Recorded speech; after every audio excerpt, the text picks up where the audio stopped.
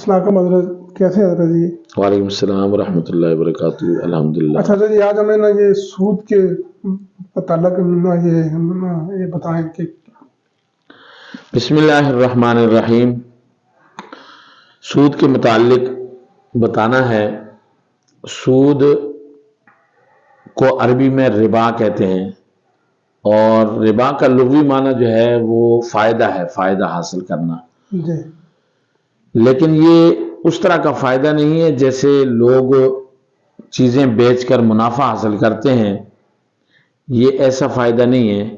اسی لیے اللہ جل شانہ نے قرآن مقدس کے اندر یہ ارشاد فرمایا، الذین لا یأکلون الربا الذین یأکلون الربا لا یقومون الا کما یقوم الذی یتخبطہ الشیطان من المس۔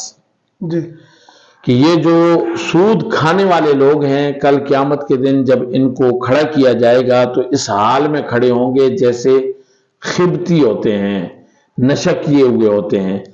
جیسے ایک ہیرونچی آدمی یا نشہ کیا ہوا آدمی شراب پی کر جیسے وہ کھڑا ہوتا ہے نا، اس طریقے سے کل قیامت کے دن یہ لوگ کھڑے ہوں گے۔ اللہ اکبر۔ اور سود لینے والا، سود دینے والا، سود لکھنے والا، سود کھانے والا، یہ سب حرام کام کرتے ہیں۔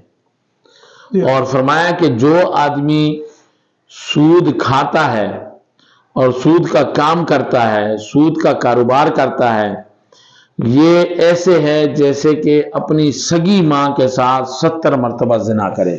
اللہ اکبر۔ یہ کتنا سخت گناہ ہے۔ بہت بڑا ہے۔ زنا تو ویسے ہی گناہ ہے نا، گناہ کبیرہ میں سے ہے، اور پھر گناہ بھی اپنی ماں کے ساتھ کرنا، اور ایسا زنا اللہ معاف کرے، اور یہ اتنا بڑا اور سخت گناہ ہے۔ اور دوسرا یہ ہے کہ سود کھانے والا یہ اللہ اور اللہ کے رسول کے ساتھ براہ راست جنگ کرتا ہے، اور جنگ کا اعلان کرتا ہے، کہتا ہے کہ بھئی میں سود کھاؤں گا۔ اللہ اور اللہ کا رسول کون ہوتا ہے مجھے منع کرنے والا؟ یہ اس طرح کی باتیں کرتا ہے۔ تو جو آدمی اللہ کا مقابلہ کرتا ہے، اللہ کے رسول کا مقابلہ کرتا ہے، اور جن چیزوں سے اللہ اور اللہ کے رسول نے منع کیا ہے یہ ان کو کرنے کی کوشش کرتا ہے اور اس پر بہادری دکھاتا ہے، تو اللہ ایسے آدمی کو دنیا میں بھی سزا دیتے ہیں، اور آخرت کے اندر بھی ان کو سزا ملے گی۔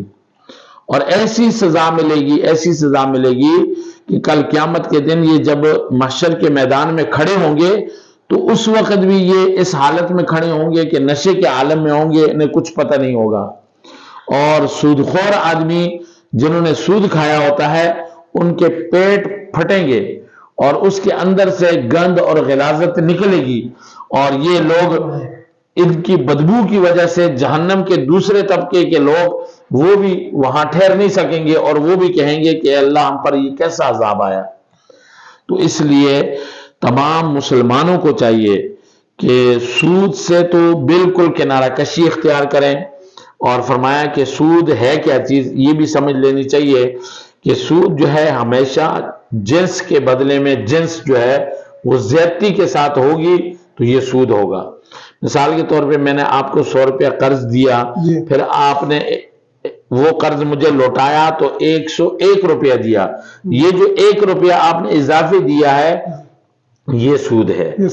اسی طرح 1 کلو گندم آپ نے مجھ سے ادھار لی، تو پھر جب آپ نے واپس دی تو 1 کلو اور 10 گرام مجھے واپس کی، تو یہ 10 گرام سود ہے۔ جو ہے گندم ہے، جو ہے سونا ہے، چاندی ہے، روپیہ ہے، پیسہ ہے، درہم دینار ہے، یہ ساری چیزیں جنس کے بدلے میں جب جنس دی جائے گی تو اضافے کے ساتھ جب دی جائے گی تو یہ سود ہوگا۔ اور اگر گندم کے بدلے میں روپیہ دیا جا رہا ہے تو جتنے زیادہ دیے جائیں گے تو یہ سود نہیں ہے۔ گندم کے بدلے میں نے جیسے آپ کو 1 کلو گندم دی تھی، تو میں نے آپ کو 1 کلو گندم دی، اور 1 کلو اگر 300 کے حساب سے تھی یا 100 روپے کے حساب سے تھی تو آپ نے مجھے 150 روپیہ دے دیا یا 200 روپیہ دے دیا، تو یہ سود نہیں ہے۔ سود یہ ہے کہ آپ جنس کے بدلے میں جنس دیں اور زیادتی کے ساتھ دیں۔ کہ مثال کے طور پہ ایک کتاب ہے، ایک کتاب آپ نے ادھار لی، اور جب وہ کتاب آپ نے مجھے واپس کی تو اس کے بدلے میں ایک کتاب مجھے ساتھ اور دی. جی اسی طرح گھڑی کے بدلے میں آپ نے ایک گھڑی اور ساتھ دی. جنس جب ہوگی نا ایک جیسی، یعنی گندم کے بدلے میں گندم، جو کے بدلے میں جو، اور اسی طرح سونے کے بدلے میں سونا، روپے کے بدلے میں روپیہ، درہم کے بدلے میں درہم، دینار کے بدلے میں دینار، چینی کے بدلے میں چینی، نمک کے بدلے میں نمک، اور اسی طرح چاندی کے بدلے میں چاندی. یہ چیزیں وزن کے اعتبار سے جتنی دی جائیں گی اتنی ہی واپس کی جائیں گی. اس سے ذرہ برابر بھی اضافے کے ساتھ اگر واپس کیا تو یہ سود ہو جائے گا. تو اللہ رب العزت مجھے آپ سب کو سود سے محفوظ فرمائے، اور ہم سب کو سود کے عذاب سے بھی اللہ بچائے، اور سود خوروں کے خلاف اعلان جنگ جو انہوں نے اللہ اور اللہ کے رسول کے خلاف کی ہے، ہم مسلمانوں کو چاہیے کہ ہم سود خوروں کے خلاف اعلان جنگ کریں اور ہر جگہ ان لوگوں کو بے نقاب کریں.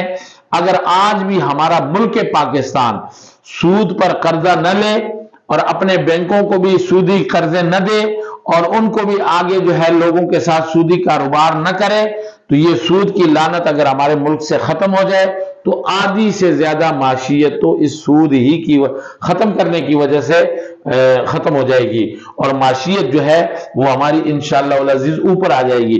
جب ہم اللہ اور اللہ کے رسول کو ناراض کر کے ہم چاہتے ہیں کہ ہم دنیا میں کامیاب ہو جائیں گے، کبھی کامیاب نہیں ہوں گے.